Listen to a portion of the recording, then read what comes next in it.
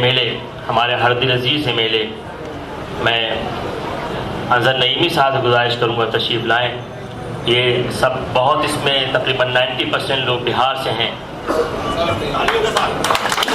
भाई जोरदार तालियां बजाएं, भाई जोरदार तालियां। हाज़िरान मजलिस, अस्सलाम वालेकुम, आदाब। हम लोग सीमांचल की धरती से चलकर आपके मुंबई शहर में आपके इस पुरखुलूस इस्तकबाल का मैं शुक्रिया अदा करता हूं कि आपने इतने पुरखुलूस अंदाज में हम लोगों का इस्तकबाल किया। इसके लिए आपका बहुत बहुत शुक्रिया। हम लोगों के सीमांचल में ये पार्टी 2015 में पहली बार हमारे रियासती सदर अख्तरुल ईमान साहब को इलेक्शन लड़वाया था, उसमें कामयाबी गरचे नहीं मिली। उसके बाद 2019 में भी हम लोग कामयाब नहीं हो पाए। 2020 में हमारे बैरिस्टर असदुद्दीन अवैसी साहब की सरपरस्ती में और हमारे रियासती सदर अख्तरुल ईमान साहब की क़यादत में वहाँ चुनाव हुआ, जिसमें हम लोग 5 आदमी असेंबली पहुँचे। आज पूरे हिंदुस्तान में इस पार्टी की ज़रूरत है। आज अगर आप माने तो अल्लाह ने हमें इस कौम के लिए एक रहबर भेजा है, वो है बैरिस्टर असदुद्दीन अवैसी साहब। आज अगर आप देखेंगे पूरे मुल्क में, खासकर जो आज सत्ताधारी पार्टियां हैं, जो इक़्तिदार में जो पार्टियां हमें इक़्तिदार से दूर रखने की हर मुमकिन कोशिश कर रही हैं, और हमारे बैरिस्टर असदुद्दीन अवैसी साहब हैं जो हमें इक़्तिदार में रखने के लिए, अपनी क़यादत को मजबूत करने के लिए पूरी ताकत लगा दिए हैं। आज हमारे जवानान भी इसमें लगे हुए हैं, और मैं समझता हूँ वो दिन दूर नहीं है कि पूरी हिंदुस्तान में हमारा परचम लहराएगा। और हम लोग अगर मुत्तहिद हो जाएं तो हम लोग हर जगह अपनी क़यादत को मजबूत कर सकते हैं, और इक़्तिदार हमारे हाथ में होगा, और हम लोग अपने हिसाब से अपनी क़यादत को चुन सकते हैं। बस इन्हीं लफ्ज़ों के साथ मैं आपका इस पुरजोश अंदाज का शुक्रिया अदा करता हूँ। शुक्रिया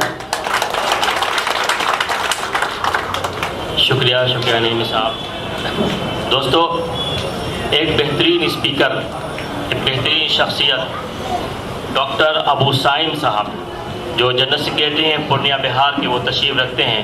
मैं उनसे गुजारिश करूँगा तशरीफ़ लाएँ और चंद मिनटों में हमारे ख़ासतौर पर गवंडी के लोगों को एक ऐसा पैगाम दें कि वो ये महसूस करें कि हाँ, कोई हमसे कुछ पैगाम दे कर गया है।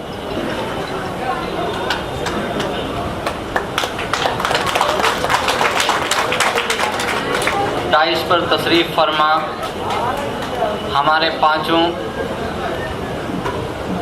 नौमुंतखब रुकने असेंबली और बिहार के सदर अख्तरुल ईमान साहब, और यहाँ मुंबई के सदर जनाब फैयाज अहमद साहब, और आप तमाम हजरात को अस्सलाम वालेकुम रहमतुल्लाहि व बरकातुहू।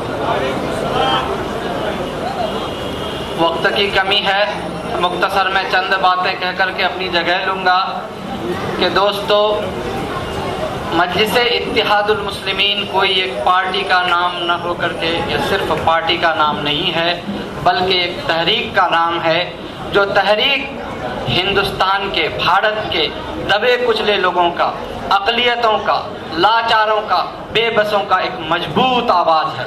अगर आप इस तहरीक को मजबूती देंगे और इस तहरीक के सबसे बड़े सरबराह जनाब बैरिस्टर असदुद्दीन अवैसी साहब के हाथ को मजबूत करेंगे, तो इंशाअल्लाहुल अज़ीज़ हर बेकसों का, बेसहारों का ये आवाज़ बन करके असेंबलियों में, भारत के सारे असेंबलियों में कोहराम मचाएगा, और पार्लियामेंट में कोहराम मचाएगा, और हर एक नाइंसाफ़ को नाइंसाफ़ी होने वालों के साथ इंसाफ होगा।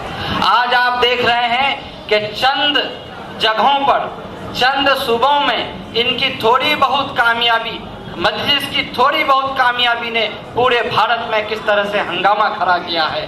दुश्मनों के कलीजे दहल जाते हैं हमारे कायदों के नाम सुनते ही। सिर्फ और सिर्फ 5 एमएलए हमने बिहार से, क्या हमने जीत हासिल की है, पूरे हिंदुस्तान में एक हलचल सी मच गई है। ये है हमारी क़यादत की ताकत। अगर आप अपनी ताकत को नहीं पहचानोगे तो आप हमेशा दबाए जाओगे, आपका इस्तेहसाल होगा। अक़लियतों का आज तक किसी ने भला नहीं किया है। जितने सारे सेकुलर पार्टियां हैं हिंदुस्तान के अंदर में, सबने हमारे साथ इस्तेहसाल किया है, हमारे साथ नाइंसाफी किया है। हमारे वोटों का तो हकदार सब है, लेकिन हमारे मसाइल को हल करने का हकदार कोई नहीं बना है, कोई हमारा मसीहा नहीं हुआ है। आज अगर कोई अक़लियतों का मसीहा है, मुसलमानों का मसीहा है, तो वो शेरे हिंदुस्तान जनाब बैरिस्टर असदुद्दीन ओवैसी साहब हैं। यह हमारा फर्ज बनता है, यह अव्वलीन फर्ज है कि हम अपने बैरिस्टर असदुद्दीन ओवैसी साहब अपने कायद के हाथ को जिस तरह से भी हो मजबूत करें। लोग कहते हैं कि मजलिस-ए-इत्तेहादुल मुस्लिमीन सिर्फ मुसलमानों की पार्टी है। मैं उन लोगों से कहना चाहता हूँ, उन गद्दारों से कहना चाहता हूँ, उन दोगलापंथी करने वालों से कहना चाहता हूँ कि क्या मजलिस के कारकर्दगी को आपने नहीं देखा? क्या आपने नहीं देखा कि जब लॉकडाउन हुआ कोरोना पैंडेमिक के जमाने में हैदराबाद के अंदर में जब राशन तकसीम किया गया, एक एमएलए होकर के अकबरुद्दीन ओवैसी साहब ने 6.5 करोड़ का राशन तकसीम किया, तो क्या उन्होंने ये पूछ करके राशन तकसीम किया कि कौन सा घर मुसलमान का है, कौन सा हिंदू का है? सबके घर में मुसलमान, सबके घर में राशन पहुंचाया।